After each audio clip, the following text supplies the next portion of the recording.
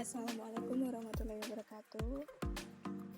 Perkenalkan, nama saya Siti Duda Hidayatul Awaliyah, NIM 36195540101 dari kelas 2B. Berikut saya akan menjelaskan tentang bagaimana cara mengatur konfigurasi routing statis pada Cisco router.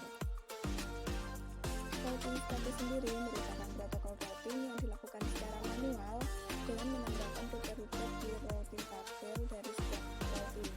Routing statis biasanya digunakan untuk jaringan dalam skala kecil. Routing statis umumnya digunakan untuk jalur atau path dari jaringan ke sebuah state network atau jaringan di belakangnya yang tidak ada jaringan lain. Sebelum melakukan konfigurasi, yang pertama kita buat terlebih dahulu rangkaian dari jaringan komputer yang akan kita buat. Di sini saya menggunakan 3 buah router, 3 buah switch dan 3 buah PC.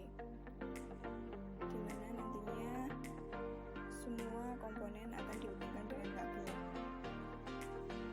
Sebelum menghubungkan router yang satu dengan router yang lain,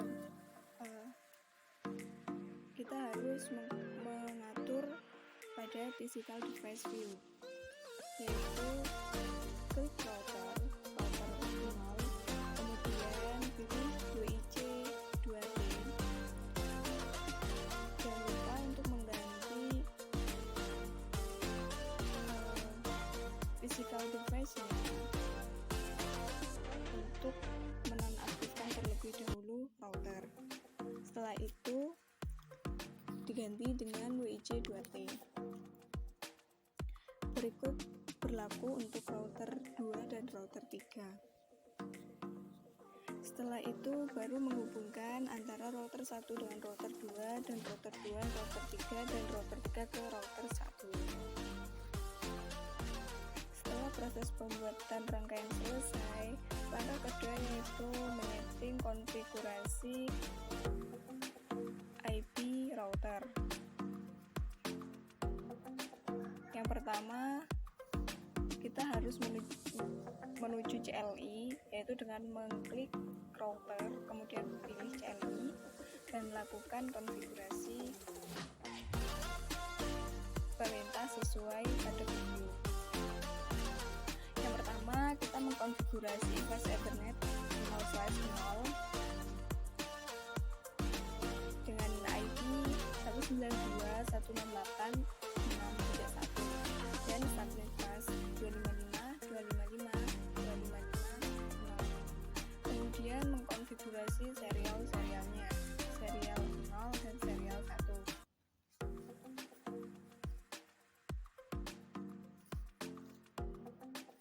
Setelah konfigurasi pada router 1 selesai, maka lakukan konfigurasi pada router 2 dan router 3. Apabila tahapan pengkonfigurasian IP route telah selesai, maka kita harus melakukan konfigurasi pada PC, yaitu menentukan IP address, subnet mask, dan default gateway. Caranya mudah sekali, yaitu dengan mengklik PC, kemudian pilih desktop, pilih IP configuration, dan disitu akan muncul lembar untuk mengisikan IP address, subnet mask, dan default gateway. Isikan sesuai dengan IP yang sudah dibuat pada tabel routing. Langkah terakhir yaitu mengkonfigurasikan IP route, yaitu pada router 1 menuliskan IP route untuk router 2 dan 3. Kemudian pada router 2 dituliskan IP route router 1 dan router 3. Dan pada router 3 dituliskan IP route router 1 dan router 2.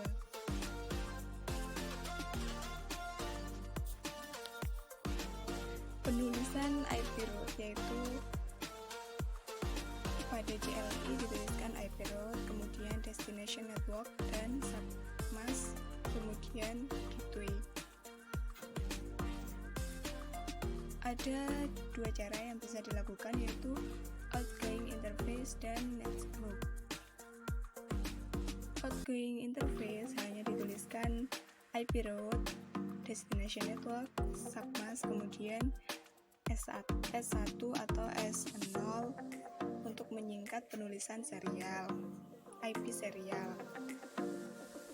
Setelah konfigurasi selesai, maka coba lakukan ping pada IP lain. Jika ping berhasil melakukan replay, jumlah pesan yang terkirim sama dengan jumlah pesan yang diterima, maka ping dikatakan sukses. Namun jika terjadi loss atau kehilangan data, maka ping dianggap gagal. Keuntungan routing statis yaitu lebih aman dibandingkan router dinamis dan kebal dari segala usaha hacker dalam men-spoof paket dinamis routing protokol dengan maksud melakukan konfigur router untuk tujuan membaca traffic. Namun kerugiannya, administrasinya cukup rumit dibandingkan dynamic routing karena terdiri dari banyak router yang perlu dikonfigur secara manual. Kemudian harus menggunakan perintah IP route secara manual untuk mengkonfigurasi router dengan routing statis. Demikian penjelasan dari saya, kurang lebihnya mohon maaf. Wassalamualaikum warahmatullahi wabarakatuh.